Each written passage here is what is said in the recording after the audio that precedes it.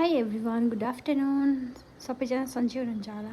यहाँ चाहिँ म आज सानोबडे होम डेकोरको भिडियो लिएर आएको छु र यहाँनिर चाहिँ एउटा सानो हाम्रो टिभीको युनिटको तल राख्ने एउटा टेबल थियो त यो सिसाको। अनि त्यो चाहिँ हस्बेन्डले चेन्ज गरेर मन्दिरको यतापट्टि राखिदिएछ, किनभने त्यहाँनिर यसो धुपकाठीहरू के राख्ने जग्गा हुँदैन नि त, यो रेन्टेड हाउस हो, त्यसको लागि जग्गा पनि हुँदैन भनेर त्यहाँ राखिदिएछ। अनि मन्दिर पनि माथि शिफ्ट भएको थियो त। अनि यो काँचको चाहिँ कति हामी यो रुममा बसेको लगभग 4 वर्ष भयो होला, 4 वर्षदेखि धेरै नै भयो। अन्त यो काँच चाहिँ त्यस्तै थियो, राम्रै थियो कि। अहिले अब फेरि त्यो स्टिकरहरू हामीले तिहारमा क्या टाँसेर ओरेर मैला भइसक्यो, हेर्दा पनि नराम्रो देखिने।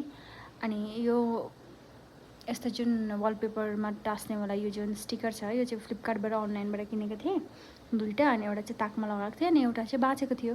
अनि त्यस्तै नै मैले सोचेँ कि यसमा टाल्छु भनेर। बट यति डिफिकल्ट हुँदो रहेछ कि एक्लै, यति मुस्किल लाग्यो मलाई।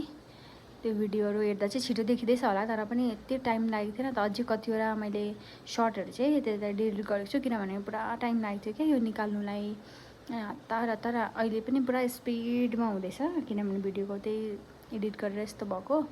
अनि हतार हतार गरेँ हो। अनि फोल्ड गर्दा पनि कच्चार पुच्चुर गरेछु मैले, गलत उयो भएछ क्या, मतलब बाङ्गो टिङ्गो भएछ। अनि जस्तो भए पनि गरेँ। अनि यो काँच चाहिँ पुरा हेभी छ क्या, अलिक लामै छ अनि हेभी पनि छ, प्लस त्यसको लागि मलाई पुरा अप्ठ्यारो हुँदै थियो। र पनि जस्तो तस्तो सकी नसकी गरेँ। अनि फाइनली चाहिँ यस्तो देखिएको थियो त्यहाँनिर।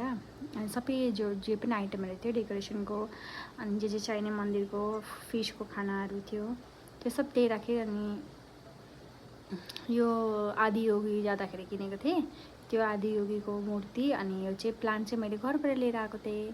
Thank you for watching.